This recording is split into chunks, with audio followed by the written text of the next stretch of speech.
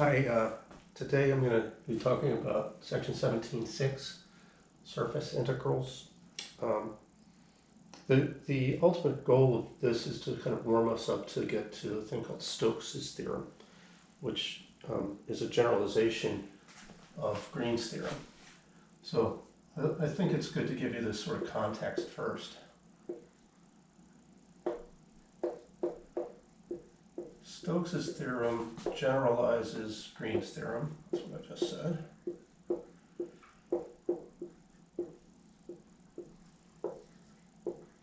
So let me kind of sketch for you how that looks.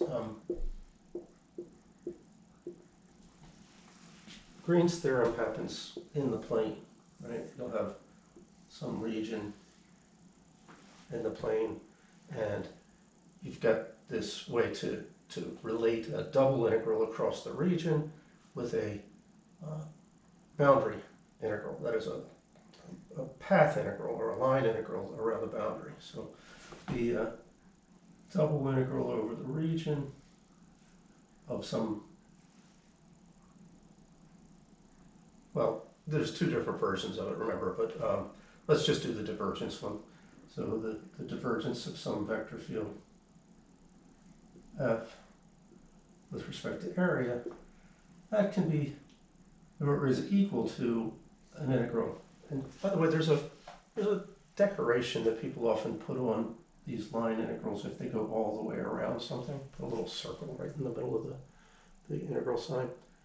Well, in this case, it would be since I was doing the divergence of the thing, that would be the version that's the field dotted with the normal vector. And that's done with respect to arc length.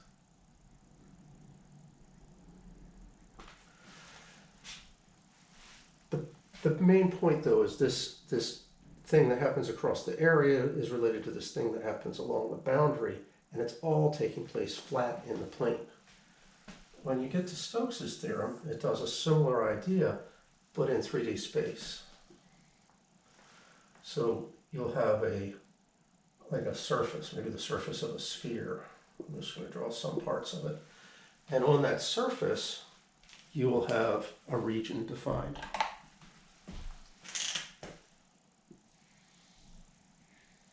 And that's happening on the surface, right? Now, that means that this isn't a flat thing. The boundary of this thing may or may not be flat, but the surface probably is going to bow out from it or sink in from it. It could be all kinds of distorted things. There's still a relationship between an integral that goes around the boundary and an integral that happens across the surface, even if it's not flat. So that's what Stokes' theorem does, and it figures. I can say this kind of succinctly. You take Green's theorem and you just adjust for the curvature of the surface, the fact that the surface isn't flat. All right, so to get going on that program, where next class we'll talk about Stokes' theorem, we need to think about how to do integrals on a surface rather than flat in the plane. So we'll start that process of going onto surfaces by thinking about parameterizations. What we've seen so far of parameterizations is when we find a function r of t that gives you a space curve, right? This thing where we had a vector function r of t corresponds to a space curve c. All right, so if you wanted to make a surface, you can do something quite similar, except a surface doesn't go just in one direction. There's at least two directions on a surface. Well, I guess there's exactly two directions on a surface. So this is a linear parameterization, or a parameterization with one parameter. What if I want to have something that takes two parameters? Well, typically people call them u and v, which is a little bit unfortunate. You have to be really careful about how you write your u's and your v's so you can tell them apart. But your r of u of v, that's going to correspond to a surface. There's lots of examples of this, but I want to try to be generic for the moment. I want to think about a surface that's defined by a parameterization in terms of u and v. Well, that means we've got a position vector that depends on u and v. I'm going to do this in 3 dimensions, so we'll have a 3D picture. And when I change u and v, they're going to do different things in terms of spelling out a surface. Let's give a kind of a nice example of this, is if this is actually a section of a sphere, one of the octants of a sphere. Let's take u to be the colatitude. So as I change u, I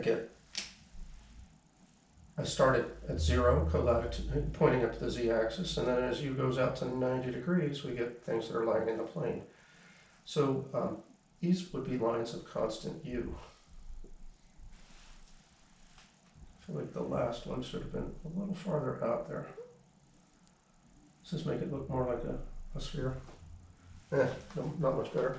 Then v's, what do we have? Colatitude for u, v will be the longitude. So these lines of constant whatever are like that. So you get this I don't know, a shape in 3D. It's a surface that you can imagine like a sheet of plastic or a film or something making that shape. Here's the issue. These grid lines that I just drew, they actually correspond to lines that are vertical and horizontal in the UV plane. I don't know how many I did. 1, 2, 3, 4 that way, 4, and 1, 2, 3, 4, 5 that way. Sorry. Should have made it the same both ways, but whatever. You get this nice grid work of U and V in the UV plane, and that corresponds. That gets as you do this mapping that's determined by R, you move from this nice grid in the UV plane to this sort of weird triangularly looking mesh in 3D space. Just not to put too fine a point on it, when I look at this little region versus this little region, that's comparing something like this tiny little thing that looks like a triangle to this, which one? This one. That looks almost like a square. You see that the mapping R here changes how area, it changes area. It doesn't leave area fixed. Some areas get shrunk down, some areas maybe get blown up. That's a problem, and we have to take in that issue into account. If we're going to do integrals over these kind of curvy things, we usually are going to pull back via the parameterization to a nice flat thing, but then take into account the sort of nonlinearity of that mapping. I was staring at that last picture, and it was annoying me a lot because the sketch wasn't very accurate, so I made another version of it.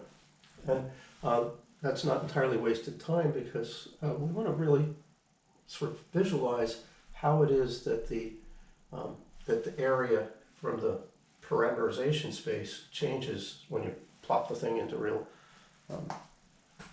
two-dimensional or three-dimensional space. So the surface that's being plotted here is R, a function of, I'm actually going to go ahead and use the names for the parameters that we do when we're mapping the sphere, theta and phi. But that position is actually a vector, right? It's in fact, it's a three-dimensional vector, because this thing is lying in 3D. So how does that vector look?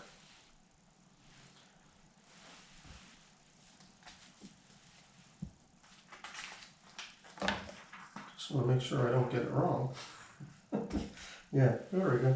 Let's use the unit sphere, so we don't have to worry about a radius. It's sine phi times cos theta. That's the y coordinate, or sorry, that's the x coordinate. The y coordinate is the product of the sines of these things, so sine phi sine theta. And then the z coordinate is the cosine of phi. Just have to write it, each coordinate on a different line.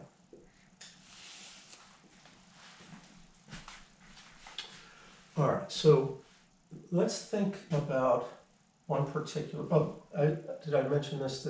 The square in the theta phi plane, it goes from 0 to pi over 2 in both directions.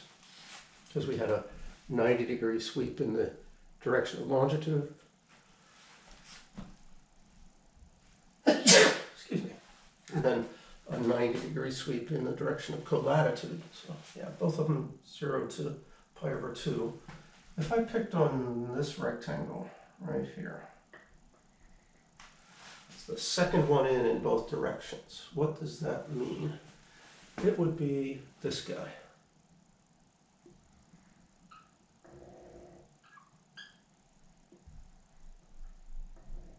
Just try to bolden it a little bit so it still didn't get that bold, did it? There. I don't want to like block it in, but make it bold so you can see what's happened to it. Of course, depending on the radius of the sphere, this could be a great expansion, or it could be a contraction. It really depends on how things are scaled there versus here. But what we're going to do is think about how the position changes when we change one of the parameters. So that is, I want to think about r's theta derivative and r's phi derivative. What will those look like? There'll be tiny vectors that point from a given point in the direction of change, in the direction that the surface in space changes if we move theta but leave phi fixed, or vice versa. So let's see. Theta is the one that's going around like that. If you change theta, suppose that's your base point you're interested in. If you change theta, how does your position change? It goes that way. And if you change phi, how does your position change? Phi is, remember, the colatitude. Well, it goes that way. I kind of wish I'd made my point be up here instead. It would look better. You know what? Let's fix that. Make the point be that upper left corner of this little kind of distorted rectangle. I'll try to smoothly put the thing back in the way it was. Now, the picture looks a little better, but the ideas remain. How does your position change? If you change theta, it heads that way. And if you change phi, it heads this way. And those two vectors I've drawn very closely approximate the rectangle, or the distorted rectangle that's there. If I really made them the right size, let's take that whole picture there and just kind of try to blow it up. You'd have a thing that's kind of curved on both directions, and it's not like that, it's getting wider. Okay. And it's got, it's got curvature to it, so its area would be a little hard to compute. But if you look at these two vectors I've created, one goes this way and one goes this way, and they span a nice parallelogram. And just visually, doesn't it seem like the parallelogram's area has a very similar area to the curved surface? And in fact, you can prove, I'm not going to bother trying to go there, but you can prove that as you move into the limit, the ratio of these areas goes to 1. So in fact, replacing the parallelogram with the curved patch of surface there is reasonable. In fact, it's the right thing to do if you're doing calculus, because you move to the limit.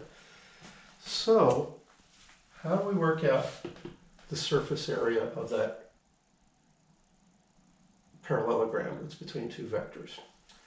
Well, each one of these vectors, I was using theta and phi here, so I don't know which one is which. Oh, this one is r sub theta on that way, and this would be r sub phi going downward. You just take the cross product of them, and you're going to get the vector whose area is the same, or excuse me, a vector whose length is the same as the area of that parabologram.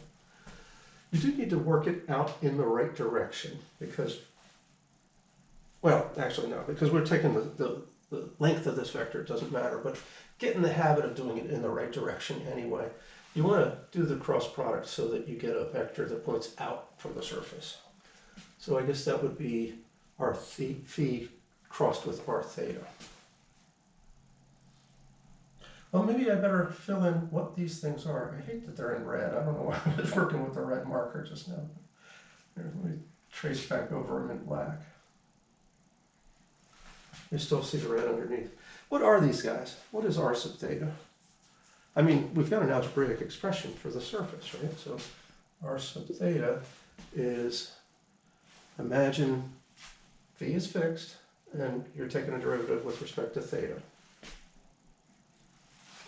So that first coordinate becomes sine phi times minus sine, wait, derivative, yeah, minus sine theta. So that's negative sine phi sine theta. The y coordinate, again, we're taking the derivative with respect to theta, so the phi stays there, and phi's constant, and so that sine phi is a constant multiple of the function of theta. So you get sine phi cos theta. And if you're taking the derivative with respect to theta, this cos phi is a constant, so that becomes a 0. What's r sub phi? It's the same game for these two first things, except we're now taking the derivative with respect to phi. So sine phi becomes cos phi, and you get cos phi cos theta. Yep. Cos phi sine theta.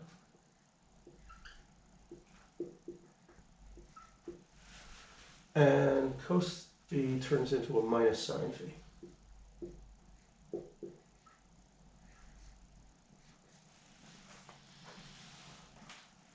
It's going to be a little ugly, I admit, but we now want to do r phi crossed with r theta.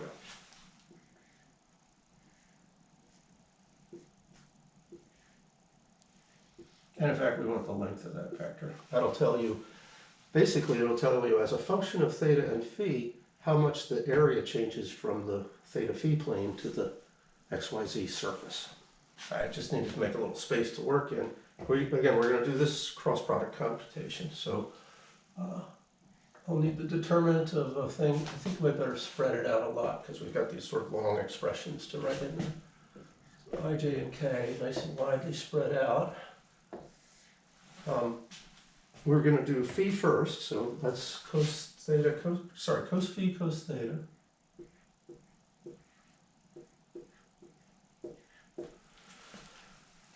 Cos phi sine theta.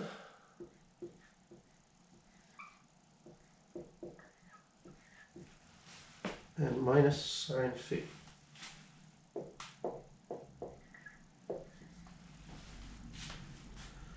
And that's going to be crossed with r sub theta, which we'll just copy those things in. Minus sine phi sine theta. Sine phi cos theta.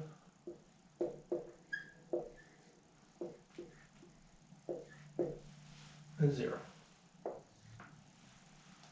So I didn't need to make these lines quite as tall as I did. All right, so yeah, that's a vector, all right. What's going to go in its x coordinate? The things that end up with an I in them, and that's the cross of these two things. And this one's got a 0, so it's only the back one that we need. There's a minus sign in it, and then there's a minus sign that comes from the fact that it's the back diagonal, right? So it ends up being sine phi cos theta, or sine squared phi cos theta. How about the j coordinate? That will be minus, yeah, minus sine phi, that's sine squared phi sine theta.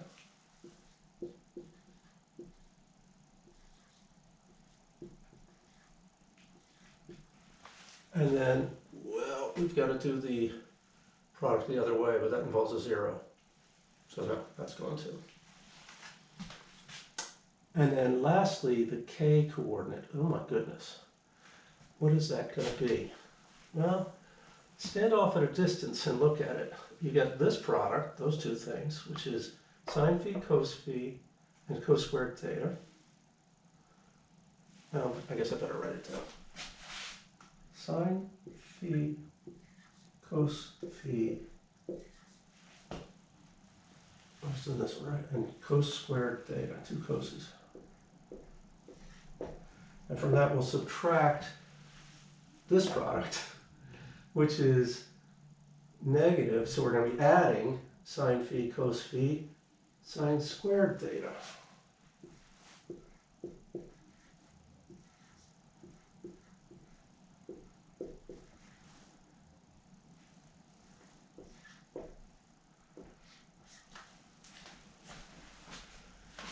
All right.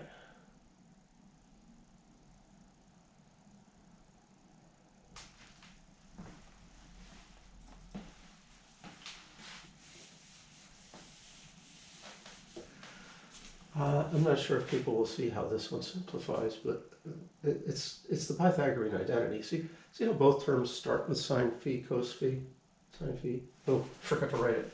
Cos phi goes in there. And they also have something else, cos squared theta in that one and sine squared theta in that one. Well, the sum of cos squared and sine squared is 1. If you factor this bit out and then notice that the rest of it becomes 1, you can simplify that guy.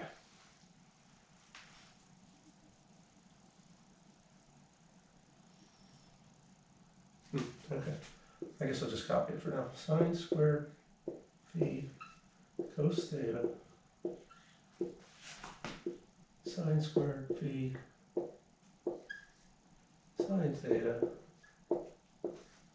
and the z-coordinate is sine theta cos theta. Sorry, cos phi sine phi. It's the thetas that go away because of the Pythagorean identity.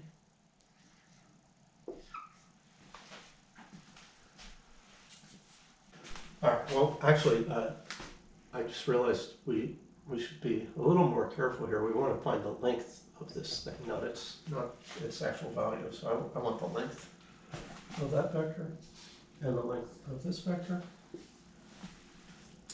And there's I don't know if I should call this a trick or not. We can work with this algebraically as it is, but I just noticed that each term of this, each of the coordinates of this vector has a sine phi in it.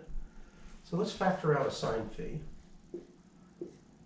Of course, it's in absolute value. So, and then the length of the vector that remains after we factor that sine phi out, you get sine phi cos theta from the first x coordinate. The y coordinate, having factored out one of the sine phi's, you're left with sine phi sine theta. And lastly, you just have a cos phi.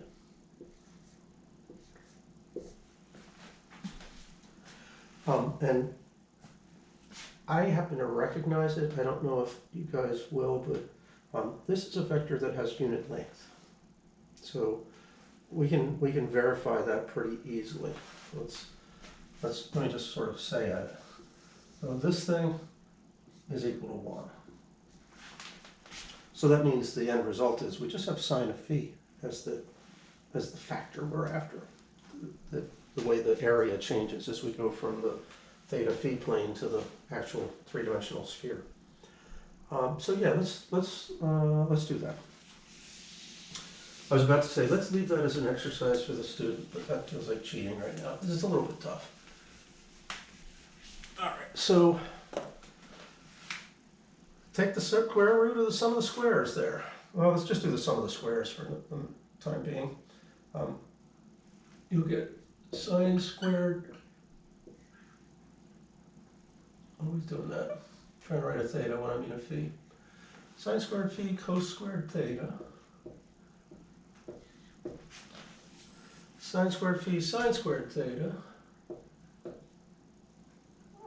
let's do the sum of these things, so I won't leave commas. Sine squared phi cos, wait, sine squared theta, and then cos squared phi.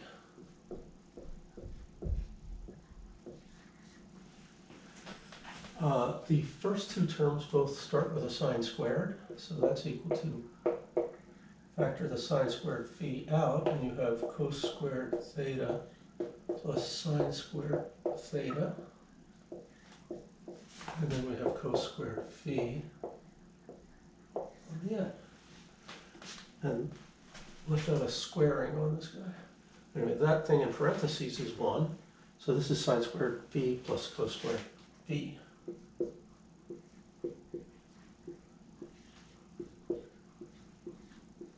And that thing, of course, is 1 as well.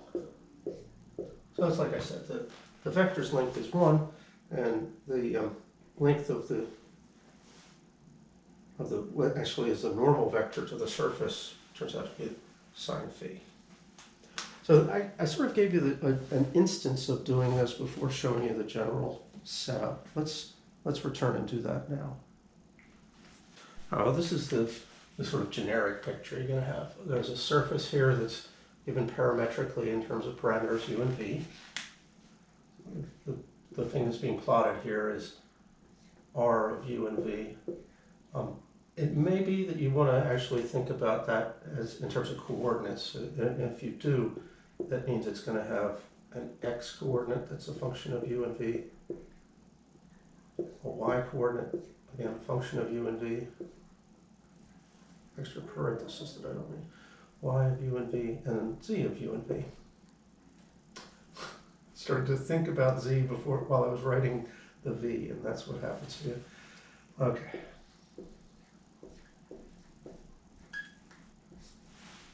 Right, and then I really don't have room for the angle brace at the end there. You get the idea. All right, and I'm just trying to illustrate the typical situation that, you know, if you think about u changing over some region, it may not be, it may be moving plenty back here, but in the three-dimensional space, it's not moving at all, and then it's moving more, and then as you get farther out, it goes a long way. So there's this, well, you know, there's no reason for these functions x, y, and z to be nice linear functions. They can involve exponential growth or trigonometry or all kinds of other weirdness. So you, generally speaking, don't expect, you know, a square here versus a square here to end up looking at the same, having the same area when you move over to the three-dimensional space. All right, so let's suppose this little region here is this guy in the middle. The vectors that correspond to what I called r theta and r phi before are called t sub u and t sub v. What they are tangents to the surface. So there's a tangent vector for each of the directions that the parameter changes. I'm sorry, they should be about the same length as the curve to the surface there. All right, so t sub u, that's a vector, and t sub v. I guess I would have to point at vectors. And the normal to the surface is the cross product of those. The area of the surface, if you want to know what differential area becomes on the surface, it's related to differential area back here. That is, this guy's, if you think about this as having a width du and a height dv, then its differential area is the product of those two things. All right, so we're in a position now to think about integrating something over a surface rather than just integrating the surface. This sort of thing comes up often if you want to, well, for instance, NASA currently does a lot of mapping of the surface of the Earth and is able to measure the temperature on the surface of the Earth at pretty fine levels of accuracy. Every 10 meters or so, they've got a temperature number. How do you how do they use that data to come back and say, well, here's the global average temperature today? Or, and because they are tracking that stuff, trying to look for, the changes in the climate. How do you average a function over a curvy surface like the surface of the Earth? Well, you should think what you need to do is basically add up all the temperatures and divide by how many of them there are, except you'd like them to be distributed in an even way area-wise, and they may not be. So you have to take into account that, we call it the Greenland effect, that things near the pole will look bigger on a map than they really are. So for each patch of area on the surface of the sphere, you want to take that average temperature on that patch and weight it by how much area that patch has. And that's, well, I was just saying that kind of in terms of a sum, really. But when you pass to an integral, that means you integrate with respect to surface area on this parameterized surface. So I just wanted to read this to you. I've re-expressed the way they wrote the definition in the book because there's a slight technical flaw in it. But this is on page 1151. Actually, it'd be a good exercise to try to figure out why is there a slight technical flaw in what they've written there. So look on page 1151. But here's the setup for it. You have a function of x, y, and z, and it's a continuous scalar valued function, something like the temperature. It's got to be defined on a domain that includes the surface, R of uv, with u between a and b, and v between c and d. So suppose we've got components for R.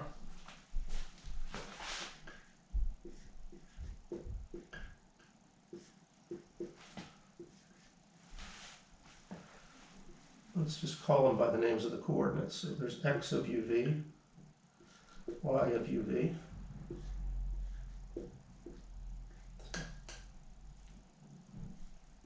and z of uv.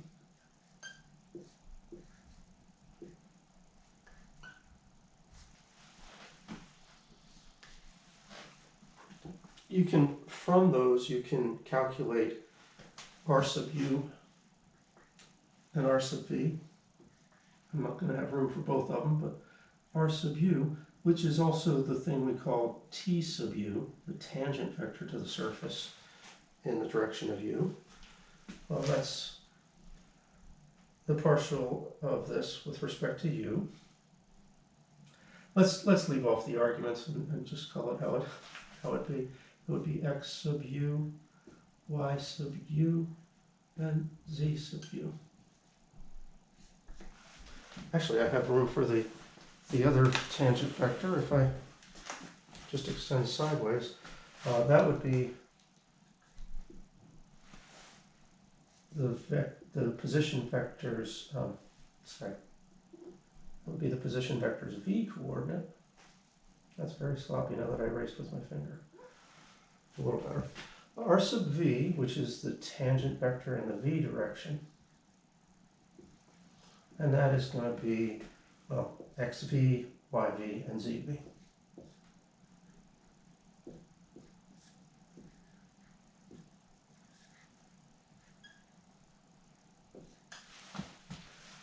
So those are the ingredients you're going to need if you want to integrate the function f over the surface. And actually, that sort of makes sense as it stands, the integral over the surface of f of x, y, z ds. In other words, integrated with respect to surface area on the surface, it can be re-expressed in terms of this stuff. It's really the integral of f composed with r of u and v. In other words, you stick your position vector's components into the x, y, and z spots, done with respect to, well, what ds is. That turns out to be the length of tu cross tv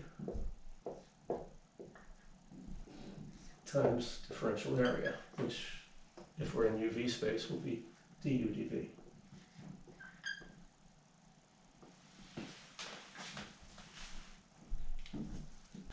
Well, so what we've done so far is looking at integrating just a scalar function on a surface.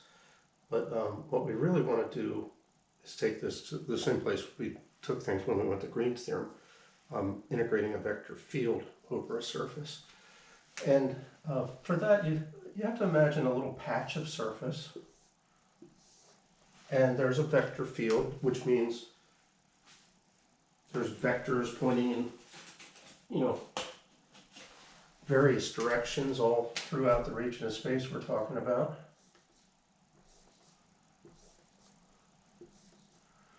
And I've drawn them as if they were crossing across that surface, and that's actually what we're most interested in. If you have a bunch of flow going past a surface, to what extent is it kind of penetrating the surface? Is it going through the surface, or the other way through the surface, or is it just going along this is actually drawn in the flat, so you could argue that all these things are just laying in the same plane, but I was trying to make it look like they're coming sort of through it. So the idea is going to be to pick what's known as an orientation for that patch, a little vector that's normal to it. In fact, we usually call it n for normal vector. And then you can figure out to what extent these vectors are going through the surface versus just sort of being tangential to it by taking their dot product with n. So that requires us to be able to make a consistent choice for what n is. That is, well, basically you have to know that whether the surface has just one side of it, the side that the vector points to versus the other side. Is there truly these two sides to a surface? It turns out, oddly, there are surfaces that don't have two sides, and they're pathological. But we need to be aware of them so that we can avoid them, because we need to have what's known in this case, when you're able to put a consistent normal vector on the surface, it's said to be oriented. And then there's the question of some surfaces can't be oriented. So we ask, the sort of question version of this is the surface orientable? So let's play a little bit with that notion. This is verging on this branch of math known as topology. So people may have done this themselves before. I'm gonna illustrate it with this scrap of newspaper. In an interesting place I saw this kind of thing used is a mill where they would have a water wheel that was driven by a river, and it would be spinning a shaft that went the full length of the factory. And then people would have these leather belts that came off of that shaft and drove various machines in the factory. Well, those leather belts would wear on the inside, and eventually they'd have to be replaced, which was expensive. And somebody had this brilliant idea. Before you stitch them together, if you put a little twist like that in, then you get wear on both sides. And so it lasted twice as long. It's pretty clever, I think. So we're just gonna use tape and try to hold my strip of newspaper. I'm going to put some tape on both sides.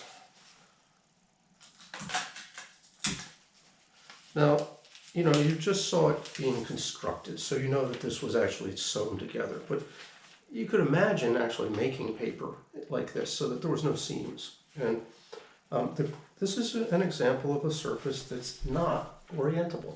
You might think that it is. In fact, when I put the tape on there, I said, hey, I'm going to put tape on both sides. But there aren't two sides on this thing. Let's see if we can convince you of that. If I put my marker in under here, I'm on what would appear to be the inside of it. But if I travel around this thing, I don't know how good I can do this. Notice I've just arrived on the opposite side of where I started. I started on what I thought was the inside. I went around, and I'm on the opposite side of it now. But I never went over the edge. I just traced my way around the loop. And because there's a half twist in there, of course I ended up on the wrong side or on the opposite side. But what that's really telling you is there isn't an opposite side. There's only a single surface, a single thing. If I put a normal vector on here and then slid that normal vector around, suddenly I'd find myself pointing the other way. And then I don't know how we can make integrals that count, you know, some flow that way, but some flow this way. No, it just, I think everything would come out zero. Or in any case, that's an example of a pathology we want to avoid, having only one side. I happened to see a man who was selling these items at a math convention, and I literally couldn't believe that he'd made this. It was in fact a fairly famous mathematician / computer scientist named Christopher Stahl, who was one of the first people to actually be a white hat hacker. He caught spies trying to break into Defense Department computer systems. Anyway, but in his retirement, he learned to blow glass, and he'd always wanted to make one of these. It's called a Klein bottle. It's related to this thing, which is known as the Mobius strip or Mobius band.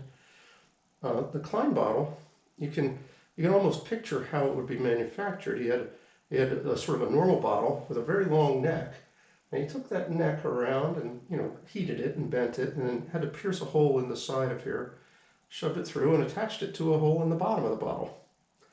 But what does that do in the end? Well, this is a very weird bottle because it has no interior. If I wanted to get a liquid into here, I guess I could turn it over and pour some into there, and it would pool down in the bottom of this neck. And then if I flipped it just right, I could get it on what ostensibly is the inside. But if it's in the inside of the bottle, then, you know, I could put a cap on here somewhere, and it would. There's no place to put a cap. There's, you know, I guess I could try to plug that hole. The point is, you can, again, like the Mobius band, you can travel around on here. Think you're on the outside. Well, go around the neck, go down around the inside. Now you're on the inside now. You can literally imagine a bug or something crawling on this thing. There's a weird moment here where it has to pass through itself, and that's a feature of the Klein bottle that's a little inconvenient for my story here, because this is truly not something that can exist in three-dimensional space. That spot where the thing has to pass through requires us to really be in 4 dimensions so that you don't have this singularity bit. But anyway, you can walk around the outside and end up on the inside. That's the Klein bottle. And there's an even worse form of pathological surface called the real projective plane, which is completely a mind blower. And it's beyond our scope of what we're after now. We want surfaces that are orientable, so they don't have these messed up things. And the best way to show that a surface is orientable is to orient it. Come up with a normal vector for it. Now, if you have, I guess I can get this out of here now. If you have something that's encloses a volume, like say a ball,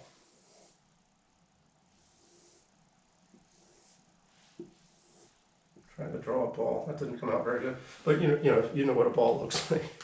The normal way to orient this surface is to put normal vectors on that point out. So outward facing normals is the smart way to go. And you see that if you had just a ball, you could put your normal vector on there and slide it around any way you want, come back to where you started, and it's going to be oriented in the same direction as it was originally. There's no way on a ball that I would move this vector around and suddenly appear on the other side, not on a sphere. So spheres are orientable, and by putting that outward facing normal on it, we've made it oriented. Do you notice that this two-dimensional surface, the sphere, doesn't have a boundary? The idea of boundary is interesting. You've got a solid ball, and the skin of it, this outer thing, the sphere, is the boundary of that solid ball. But it itself has no boundary. This is rather like if you start with a disk, And then you take the boundary of the disk, you get the thing I drew originally, this outer circle, right? So you go from disk to circle. But does the circle itself have a boundary? If you just see circle with nothing, is there? There isn't, right? You can travel on the circle and you keep going around and around and around. You never hit any endpoint. Whereas if you're in the disk, if you start traveling, you run into the edge, you run into the boundary. So that's a fundamental thing in topology, that the boundary of a boundary is null. There is no boundary for a boundary. The solid ball, the skin of it or sphere, has no boundary. So a closed surface like this that bounds a region, you show that it's orientable by finding an outward-facing normal. I think I've said enough about boundaries and the like right now. One of the things we're often going to have, though, is a patch of surface that's not closed like this. So that, in other words, there'll be just some two-dimensional variety, as they call it in higher math.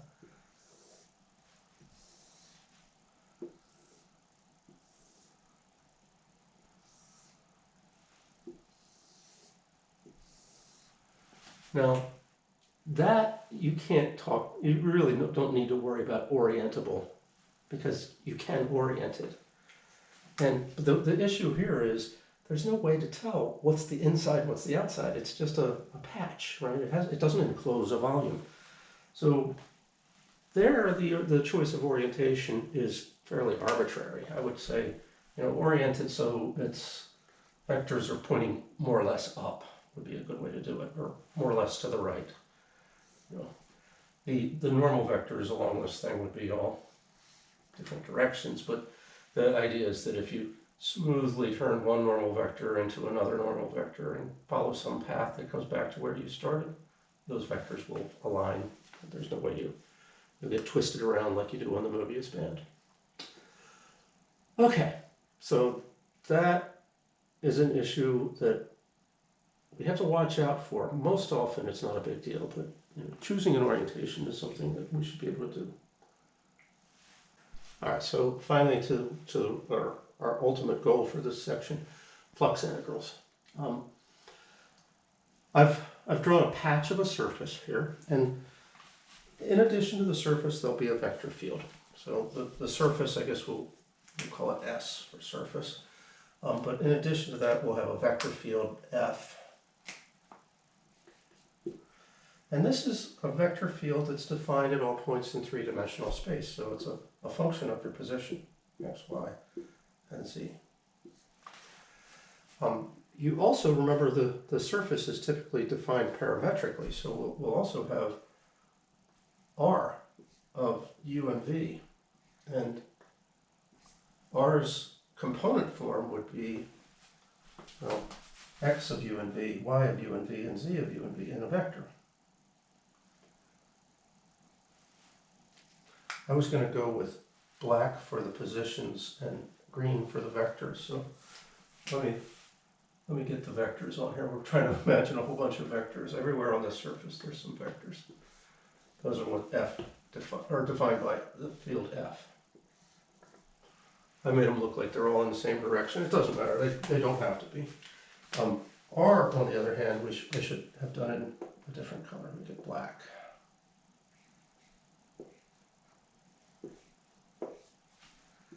And R's components are x, y, and z. So each of those being a functions of u and v.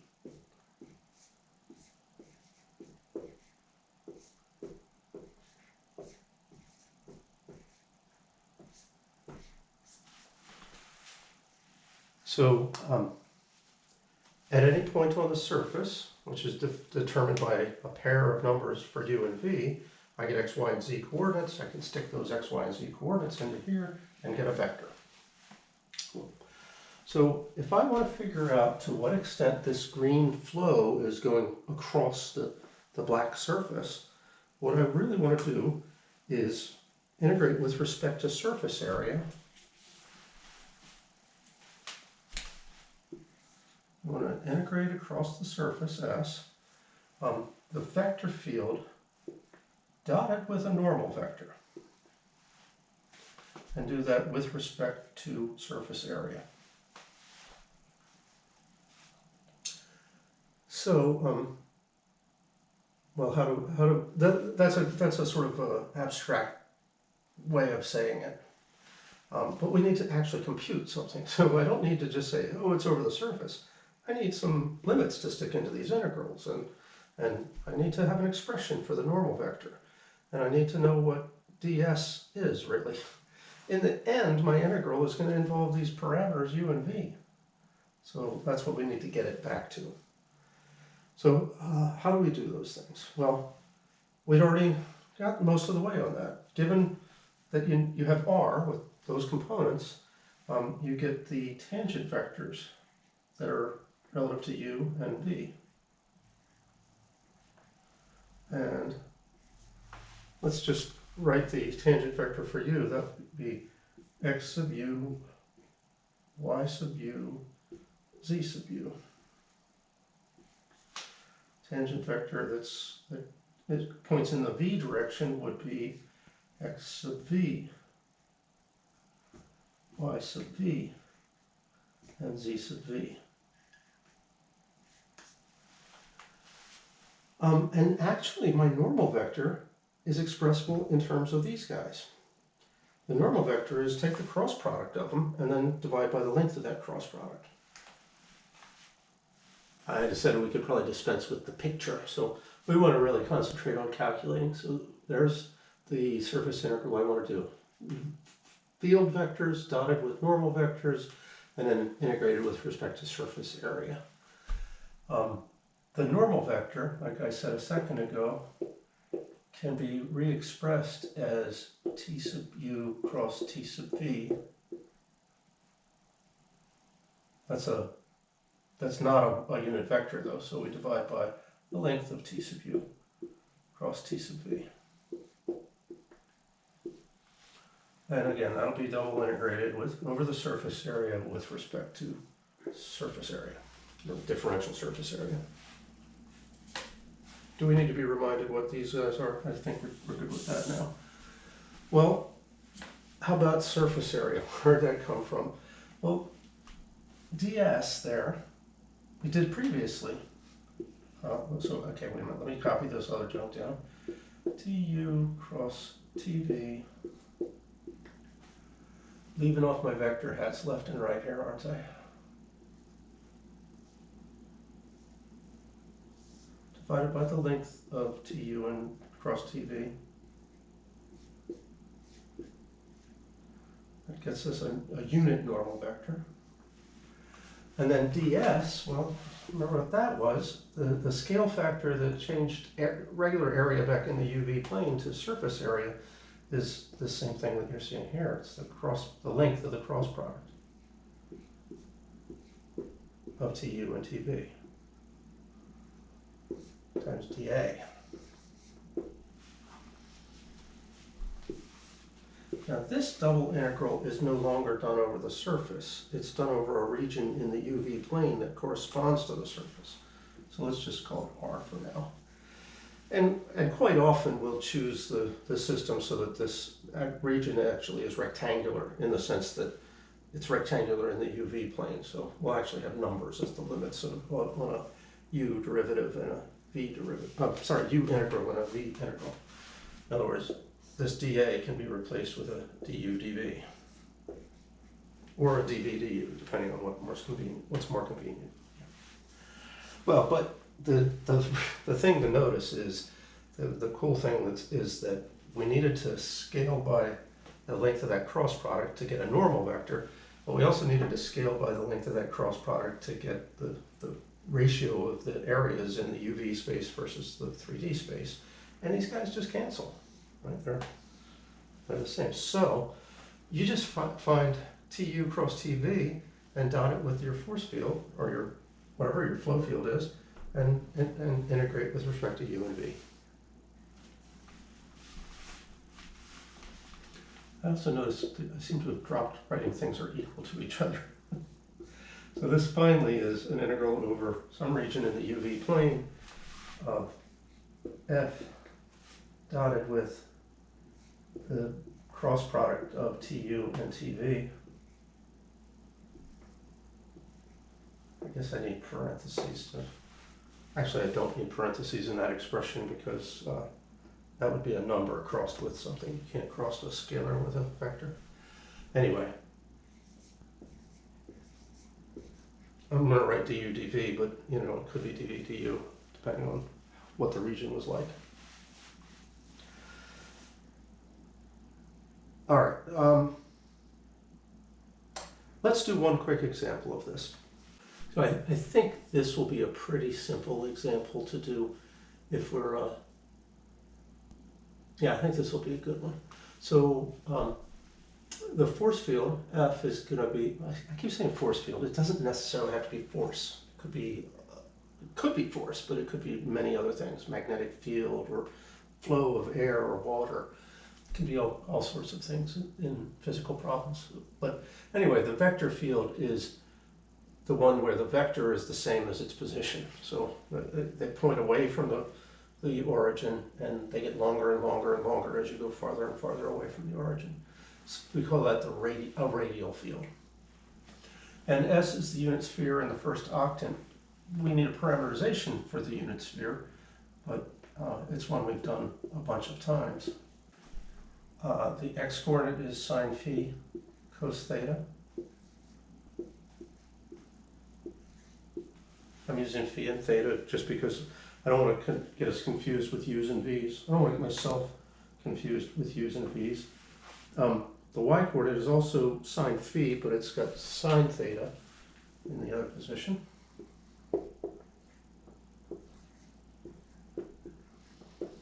And the z-coordinate is just the cosine of phi, right? Yeah, cosine of phi.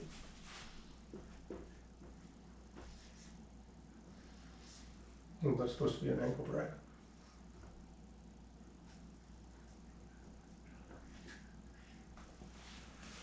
Okay, so to be in the first octant, that means to have theta run from 0 to pi over 2, and also phi to run from 0 to pi over 2. So that's convenient for, it's a rectangle in theta phi coordinates.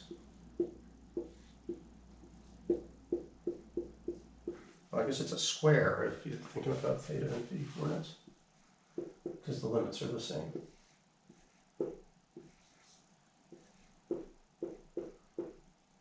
Same length in both directions. All right, so then we're going to need our tangent vectors for the theta direction and tangent vectors for the phi direction. I'll call t sub, let's do theta first, I suppose. All right, taking a theta derivative of this, I will get minus sine theta with this constant. Well, you know, we treat it as a constant term coming along, so that's negative sine phi sine theta.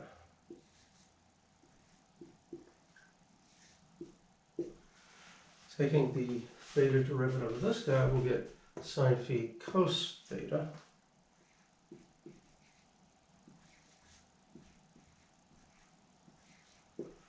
And taking the theta derivative of this, which doesn't depend on theta, oh, okay, so it's a constant as far as theta is concerned, we get 0.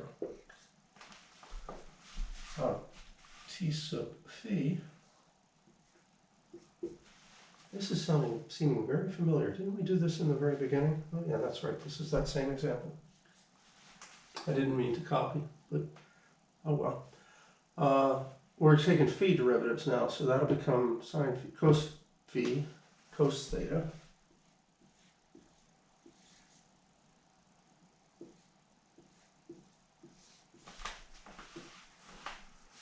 This will become cos phi sine theta.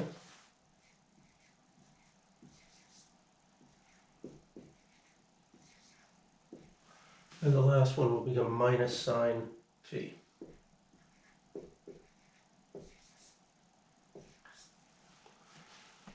That's our theta phi business. Now let's see. I want t theta cross t phi to get to make the normal vector be outward facing. I just happen to know that by visualizing the orientation of these things. Is that reasonable? Well, actually, I know that these vectors, this vector is pointing outward, and if it's outward vectors lining up with an outward normal, I should certainly get a positive integral out of all this. If it turns out that it's negative, I'll know that I should have had the cross product going the other way.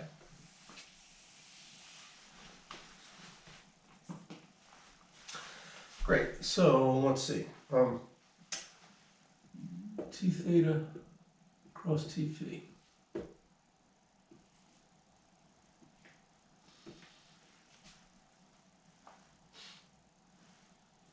I feel like I definitely have a deja vu right now, because I think I did this already, but doing it a second time won't kill us, I guess. So theta is the first row, minus sine phi sine theta.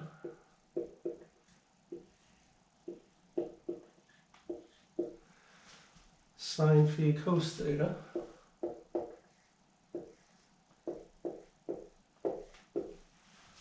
And then 0. And then the other tangent vector, cos phi cos theta.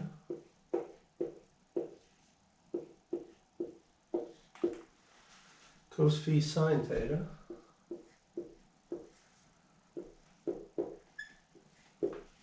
And minus sine phi.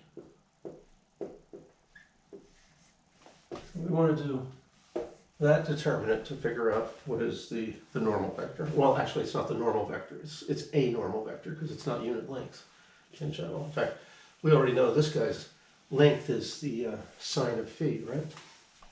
Or the absolute value of the sine of phi. Since we're doing the phi ranges from 0 to pi over 2, the sine of phi is positive in there, so it's fine. So that cross product is equal to this, which is equal to, what is it? In the x spot, we're going to have we're going to have negative sine squared phi minus, let's write it all down, minus sine squared phi cos theta minus 0. In the j direction, we're going to have, let's see, we'll have 0 times this minus the product of these two. I'm so worried about the sign on that. This x that comes back like that is 0. But that's the positive orientation. So these other two, we get negative from that they're back diagonal, and then there's 2 minus signs. I think it's all ends up being 1 minus sign now. Minus sine squared phi sine theta. And the k coordinate, that's where we get, well, what was that again? There's a sine squared theta. I'm just going to have to write it all down again. So a minus sign. Sine phi cos phi sine squared theta. Yeah. And then we'll be subtracting sine phi cos phi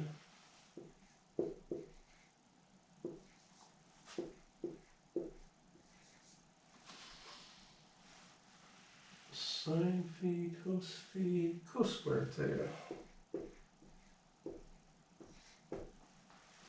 I definitely feel like there's a sign error in all this because it's coming out like looking like it'll be negative here in the z direction. Which I know the z coordinates of these things are going to be positive because if it's an outward facing normal, I must be getting the inward facing normal. Oh well.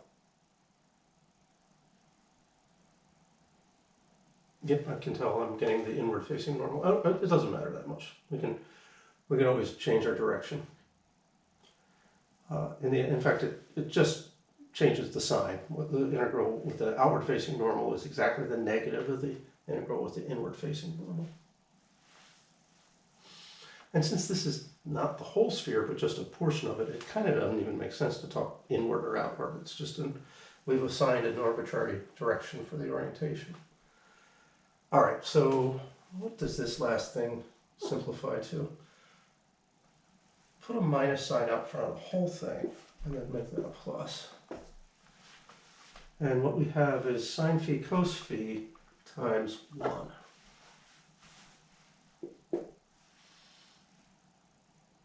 Well, let's take a negative sine of phi out of it, out of everything.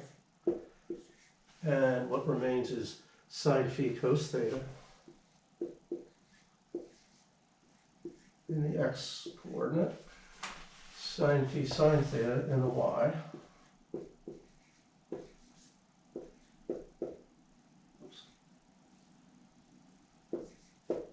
And in the z, cos theta.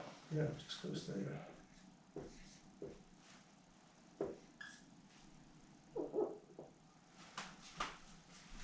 All right, so again, this is all negative. It really means that I should have done t sub phi cross t sub theta to get the normal pointing the way I wanted, but let's leave it the way it is. Okay, that is the cross product of our tangent vectors. It's not the unit normal, but is a normal vector for the surface. What about our vector field f? Well, f was just x, y, z, and x, y, z in the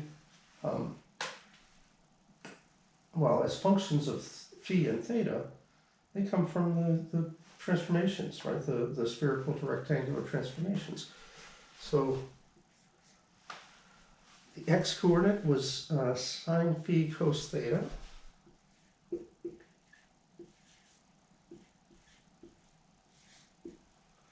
The y coordinate, that's sine phi sine theta.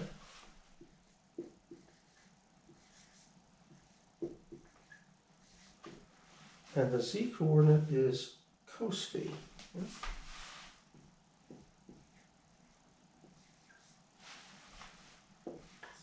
So these two lines, these bottom lines, are normal at our vector field, and we're going to take the dot product of everything, and then the dot product of these two things, rather, and then integrate with respect to, well, area back in the theta phi plane. Gonna leave them there for reference, because we're gonna need to copy them again.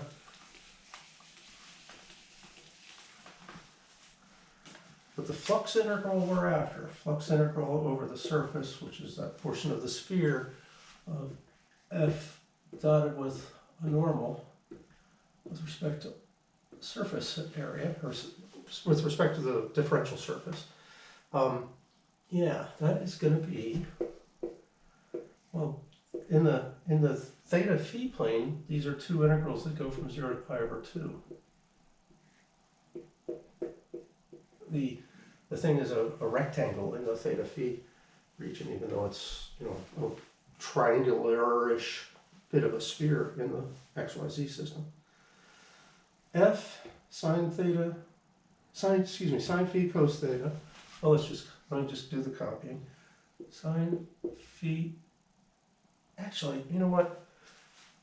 Well, I don't want to cheat, so let's go ahead and sine.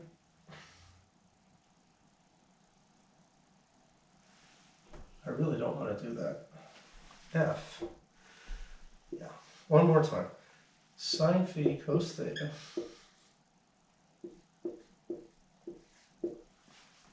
Sine phi sine theta.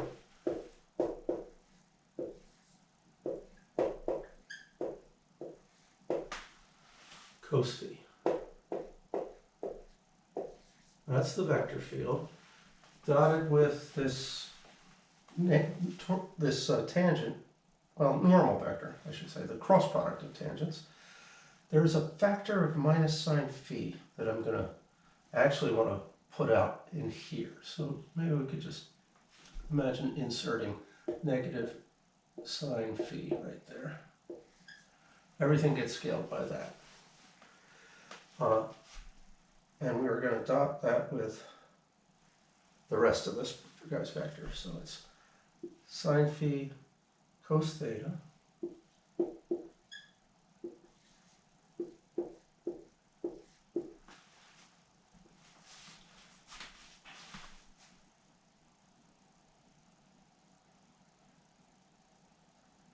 what? Oh wow. This is so strange. Look at the I don't know how I missed this before, but do you notice that the coordinates of this vector and that vector are the same? Sine phi sine theta, cos theta. That's a typo. I'm pretty sure that's cos phi. Does that make sense? Yeah, it does. Except for a scale factor, the normal vector points in the same direction as the field because, well, we're on a sphere, right? And a normal vector, actually I've got my normal vector pointing inwards, but the vector field is also defined to be the position field vector, so that the normal vectors go in the wrong way and the vector field is going this way. But both of them are parallel to our position on the sphere, the vector that goes from the center of the sphere out to the surface. Yeah, that makes perfect sense, doesn't it, in the end? So the only thing that's messed up is this factor of minus sine phi. Wow.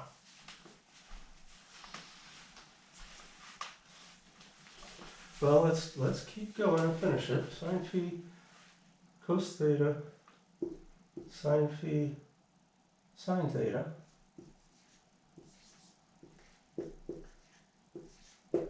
and cos phi.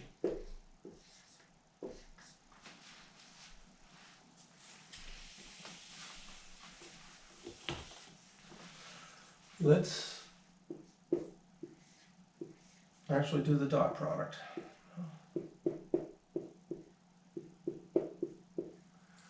Well, we do have that factor of minus sine phi to deal with. But beyond that, the dot product of these two vectors, ignoring that scalar factor, it's sine squared phi cos squared theta. It's the first part of it.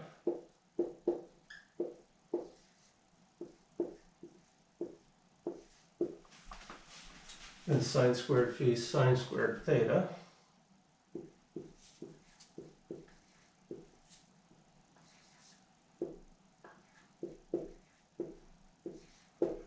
And lastly, cos squared phi.